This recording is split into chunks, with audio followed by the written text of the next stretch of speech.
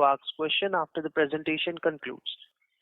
Should you need assistance during the conference call, please signal an operator by pressing star then zero on a touch-tone phone. Please note that this conference is being recorded. I now hand the conference over to Mr. V.C. Sehgal. Thank you, and over to you, Mr. Sehgal. Thank you very much. Good evening, ladies and gentlemen. Thank you for joining the result conference call of MS Wills. I am pleased to announce that the board has approved the results for Q1 financial year 2025.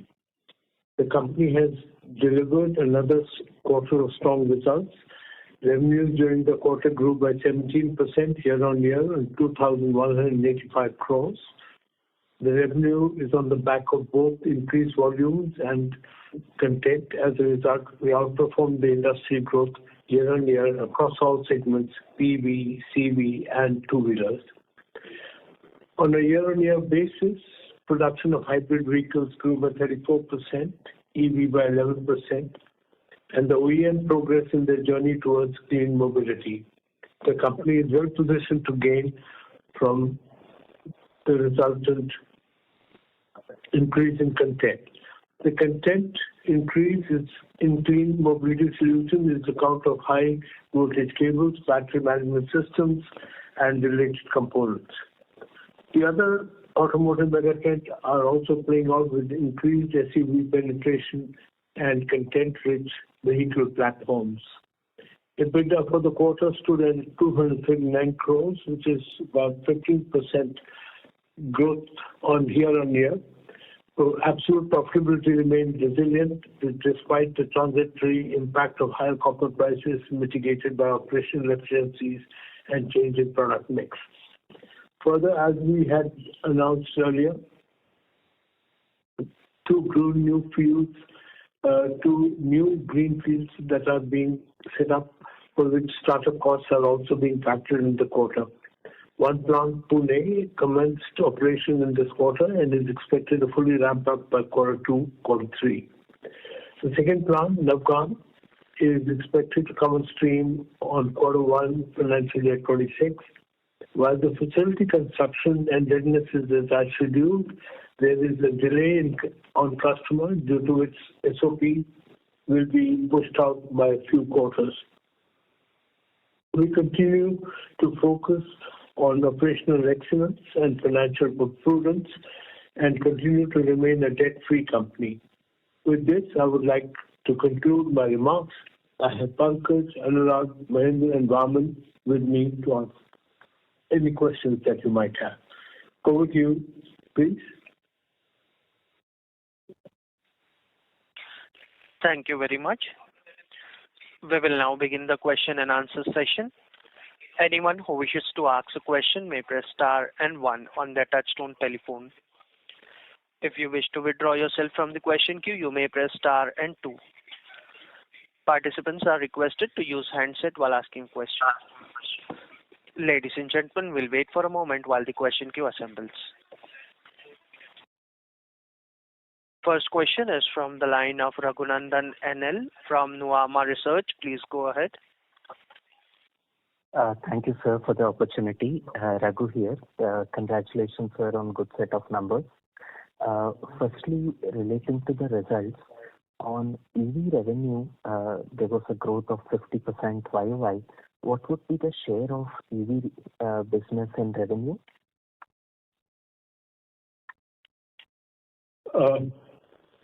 Anurag, can you please take this one? Yes, sir. I think it is approximately 5%, including EV and hybrid at this moment in Q1. Got it, sir. Thank you. Other expenses are higher on a QOQ and YOY basis. There would be expenses relating to the new plants. Can you, what can be the normalized level of other expenses, and are there any one-offs in the result? Mahendra? Yeah. So as far as other expenses are concerned, we see an increase in the current quarter, which is mainly on account of the two new plants that are coming up. So there is no other increase, there is no other one-off item other than the other indirect expenses of these two new plants. Thank you, Mahendra sir. And there would be some under-recoveries on cost inflation, especially for copper. Would it be fair to assume 3 to 6 months would be the normal pass-through period? Yeah, that's right, yes. Thank you. On the EV wiring harnesses, how much would be the localization level, and can we expect PLI incentives this year? Anurag, Pankaj? Well, the PLI incentives are taken by the customers. So we pass on all the benefits as a supplier because most of our customers' products to whom we supply the EV products, they cover themselves under the schemes and they are taking benefit. And as per the scheme, only one company can take that on an overall basis. And in terms of localization, it is different product by product because some of the customers may want initially to have more import content, whereas we see that in some of our customers, a great degree of localization is also there, except for certain specific child parts or connectors which are imported. And as we had mentioned earlier, your company has also developed local CCS2, so the charging side of the connectors, but still some of the unit connections remain imported as of now. Thank you, Anurag sir. On the charger side, I mean, it's an adjacent opportunity for wiring harness. If you can talk about what can be the potential in products like chargers, battery management system. Pankaj, we are doing around localization, isn't it? Yes, and as far as you are talking about battery management system, we are not doing the battery management system ourselves, but we do support some of our customers in terms of the wiring harnesses which are required in their battery management system. Got it, sir. And on the charger side, any product development work we have done there and any potential there? No, our company is limited to supporting our customers on the wiring harness side. We are not making the chargers as such. But in the wiring harness on the car side, the charging connectors which are required are within our scope. Got it, sir. Thank you for that. I'll come back in the queue. Thank you. Next question is from the line of Siddhartha Bera from Nomura. Please go ahead. Yeah, hi sir. Thanks for the opportunity. Sir, my first question is, you have mentioned that there is a transitory impact of higher raw material costs, but if I look at the RM to sales, that actually hasn't changed, not even sequentially or on a YOY basis. So if you can just highlight, I mean, does this number factor in the higher cost and can we expect improvement as the costs have come down now? If you can share some thoughts there. Pankaj, Anurag? Yes, I think this is mainly due to the product mix, and as we are progressing towards the localization also, you will see that coming time that impact will come into that.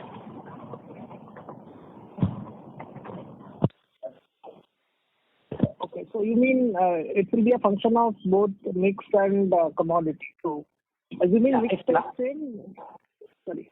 Yeah, it's largely a product mix impact. Okay, so assuming the mix stays same in the coming quarters, we given that copper has come down a bit towards the end, we should expect some improvement. Is that the right way to think about this? It depends how the product mix is going to happen in this quarter, and yes, you know, when you're talking about the copper, it started cooling off in a little bit. So yes, that impact will be coming into the Q2 or maybe next 6 months or so. Got it, sir. So the second question is on this rising share of EV or hybrids, which you continue to grow very strongly.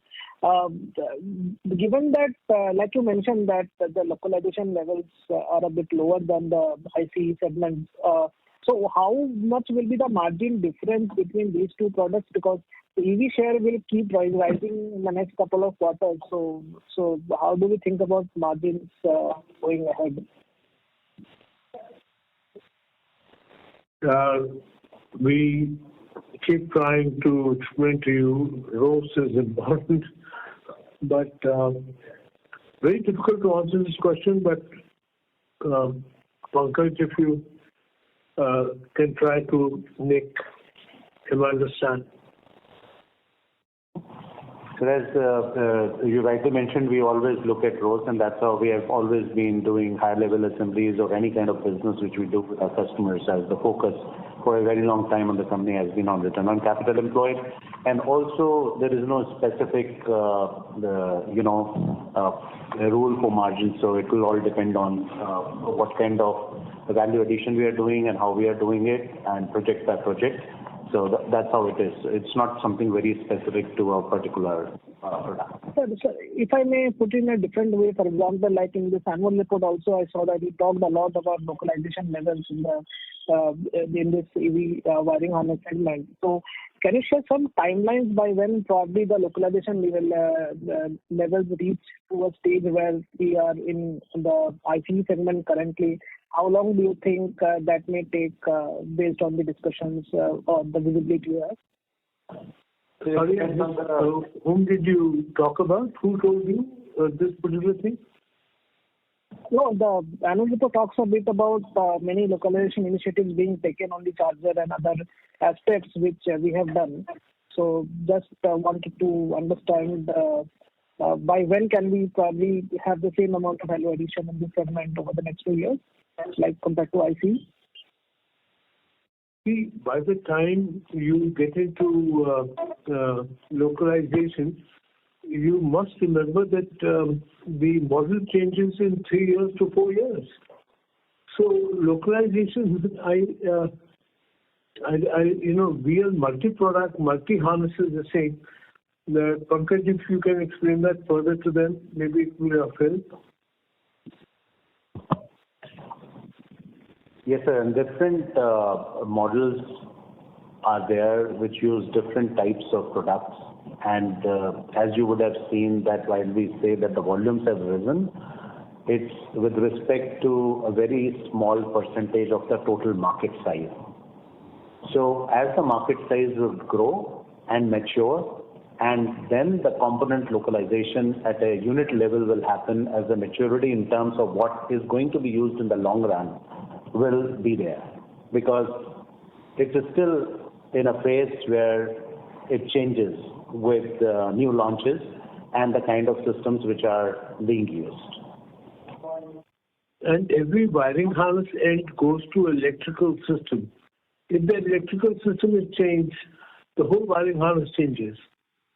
So please understand it's a very difficult thing to say, but by and large, we cannot influence the electrical manufacturer's connections. That has to be followed. Got it, sir. Thanks a lot. I'll come back to the queue. Thank you. Before we move to the next question, a reminder to the participants to ask a question. You may press star and 1. Next question is from the line of Gunjan from Bank of America. Please go ahead. Yeah, hi. Thanks for taking my question. Just a couple of follow-ups on the new plants that are commissioning. Is it possible to share where the capacity utilization stands for the entire setup, as well as how much time will it take for these plants to ramp up? Gunjan, as a policy, if the customer hits 80% of the volume that he has promised, we will definitely go for a new plant. And that's the reason that always we don't talk about capacity. We talk about the model, the numbers that the customer has said. If that number is 80% has been achieved, you set up a new plant. We don't worry too much about capacity. We're not manufacturing cement or something. So, but maybe if you don't understand, then I'll ask Pankaj to elaborate a bit more. Okay, no, okay, maybe then I'll rephrase. Maybe what I'm trying to understand is there a one-off startup cost that I should bear in mind when thinking of margins for this quarter? Is that something that I should normalize when looking forward? The reason I ask is because there was a commissioning in this quarter and the SOP, like you mentioned, has been delayed. So I'm just trying to understand, is there a one-off to bear in mind? And also, if you can give a CapEx guide for fiscal 25. Sure. Mahendra and Pankaj and Anurag, can you take this, please? Yes, sir. I'll just give a brief. Again, ma'am, as you rightly mentioned, that yes, there are costs which are associated with the new plants which is there in this quarter, where the revenues have either just kicked in, very small quantity, or where they have not yet kicked in. So there are two which Mr. Sehgal in his starting speech mentioned, and also gave the time plan, as you were requesting, that one of the plant will start to have the volumes by Q2, Q3, and the other plant will have the volumes from Q1FY25. So this is the status of these two startup plants. And as far as the CapEx guidance is concerned, Mr. Chhabra, can you? Yeah. So as far as CapEx guidance for the current year is concerned, we're looking at approx 200 CR as a CapEx plan for the financial year FY24-25. Okay. Is it possible to quantify the startup cost, or it's not possible? Like, any one-off, is it possible to quantify that? So if you look at the P&L, like for example, other expenses and the employee benefit expenses, the variation is largely on account of the ramp-up cost of the new plants. It's mainly on account of that. Okay, got it. And the second question I had was on this, generally the slowdown that we are seeing in the passenger vehicle industry. When you of course engage a lot more with customers and have a clear, have a better understanding of how the production schedules are shaping up. So if you can just share your insights on how you are thinking about the industry growth in this year. Definitely. I think all these things that you're reading in the papers and all that could be because of certain unsuccessful models or models that have not caught the fancy of the customers. But I think the base numbers are looking good. It's just a variation which may happen. So people are a bit worried about EVs. They're looking at other alternatives. I think you can see, and Pankaj will help me to explain this better, is the cars as numbers are being sold. The upper end cars are doing better. There are some slowdowns in certain countries, but that must be peculiar to them.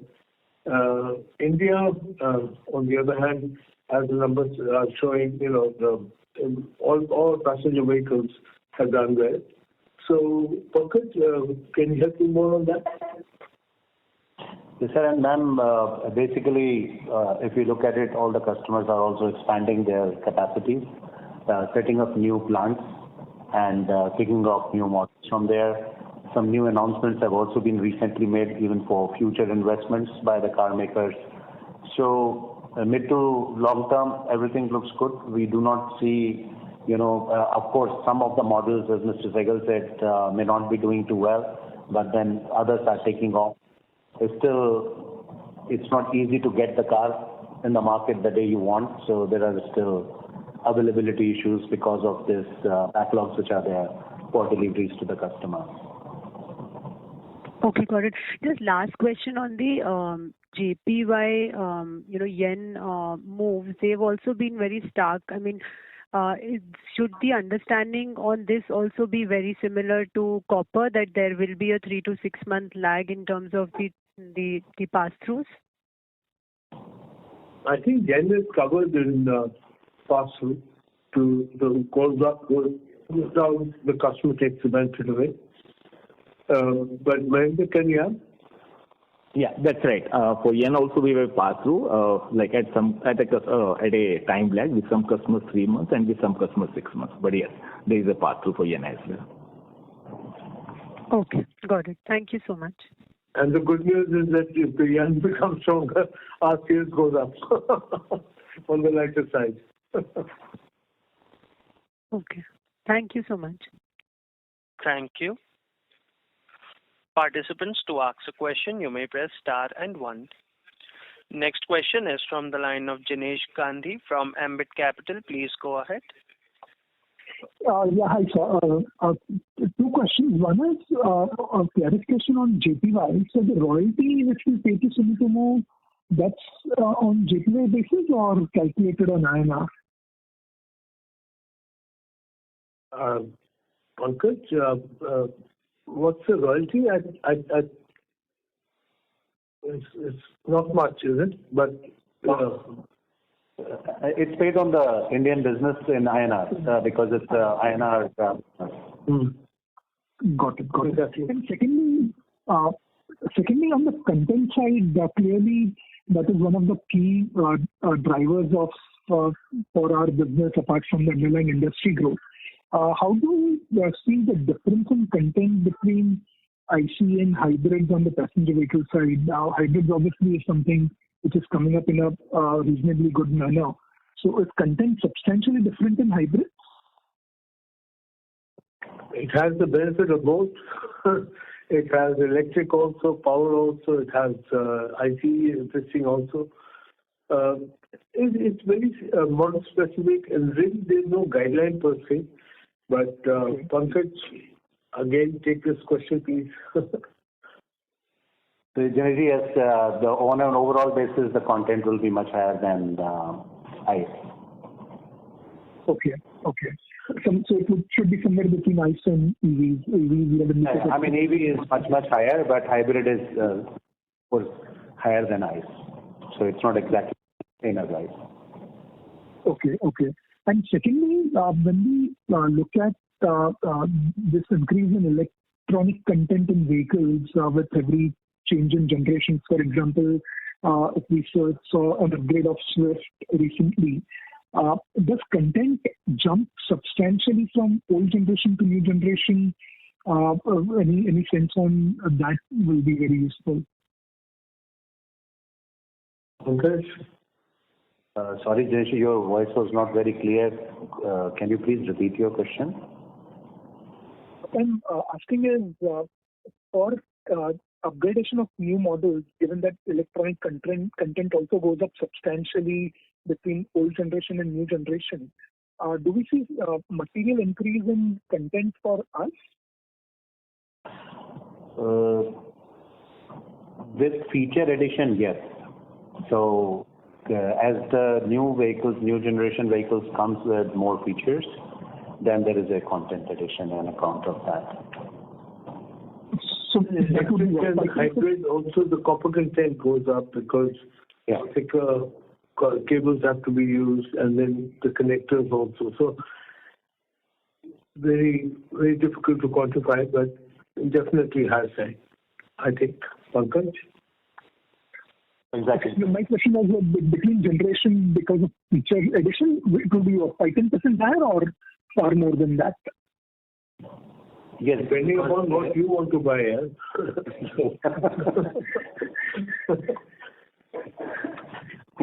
And I would prefer you buy electric vehicles. It's difficult to quantify the customer's demand. Which way the customer will go is very difficult to gauge. Okay, got it. No worries. Thanks and all the best. Thank you. Participants, to ask a question, you may press star and 1. Ladies and gentlemen, anyone who wishes to ask a question may press star and 1.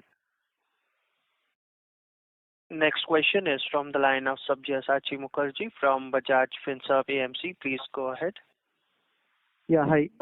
Thanks for the opportunity. 2 questions. First, on the basic fundamental one, on the copper prices. understand copper is a pass-through. Let's say that copper comes down, and which is coming down, and we have to pass it on.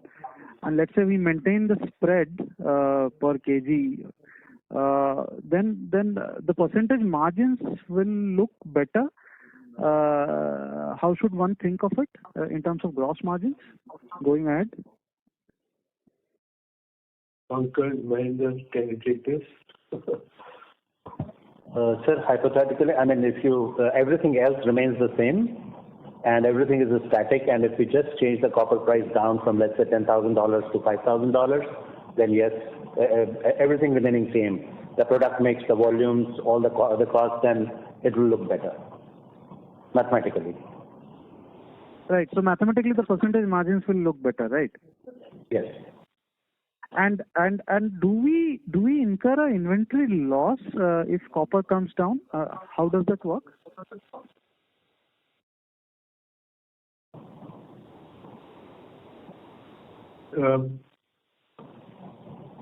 I think on an average, if you look at the copper prices for the last 10 years, you'll find that sometimes you give, sometimes you get. So it's a matter of your inventory at that time. But we've also seen sometimes the customer keeps the particular price at such level that if any increase or decrease, he takes directly that, and we maintain we buy the copper on their behalf also for some customers. But Anurag, Mahendra, if you can help him. Yeah, it's the average of a quarter or average of 6 months on the basis of which the changes take place. So. No, I'm just trying to understand that do we also run a hedge on the copper inventory or We don't hedge. Okay. We don't hedge. Unless the customer is willing to pay for the hedge, till that time we don't. Got it. Depending on the copper movement, I think some quarters will gain, some quarters will lose. Yeah. Pankaj, please correct me if I'm wrong. No, we don't hedge, and in some cases, customers want to do the hedge themselves. Then they do it on their own, and we give them a certification that we are not doing any hedging. Got it. Fine. Second question on the new plant that got commissioned in July. How are we looking at the volume schedules from the OEMs for the current and next quarter in terms of volumes from the OEMs?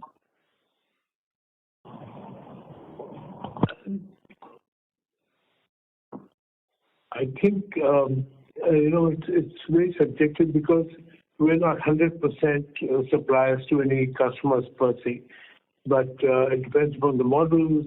There's so many variables on there. But again, I would ask the guys in operations to have Anurag and Pankaj, if you can give an idea.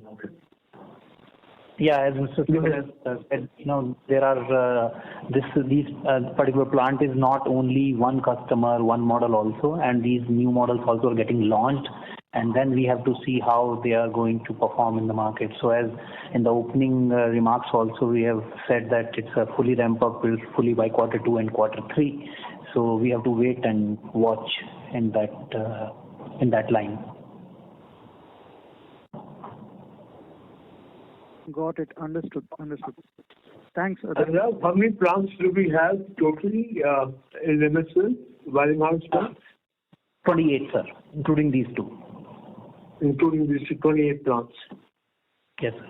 So also it's important for you to understand that we don't make sure that one plant only will supply to one customer. We try to mix and match. So please understand, it's very difficult to answer these questions.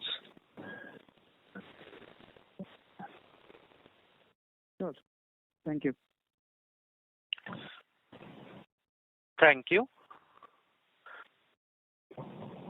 Participant, to ask a question, you may press star and one. Ladies and gentlemen, anyone who wishes to ask a question may press star and one. As there are no further questions from the participants, I would now like to hand the conference over to Mr. V.C. Sehgal for the closing comments.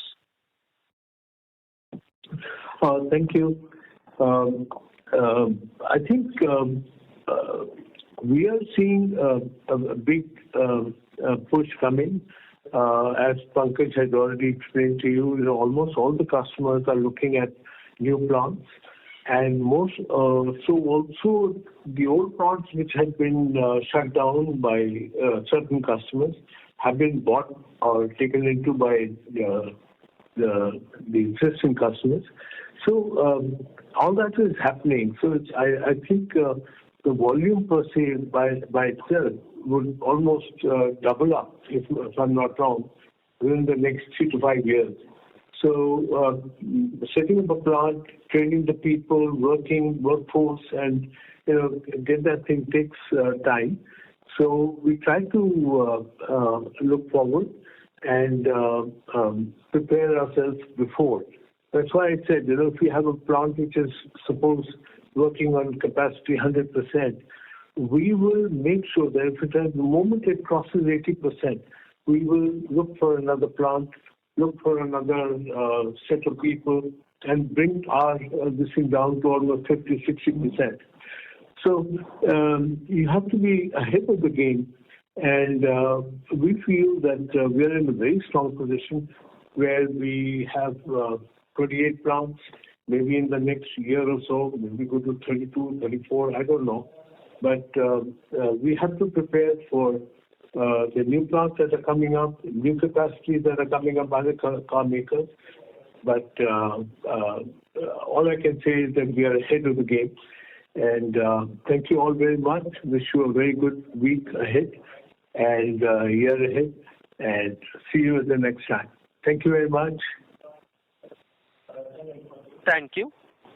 On behalf of Motherson Sumi Wiring India Limited, that concludes this conference. Thank you all for joining us, and you may now disconnect your lines.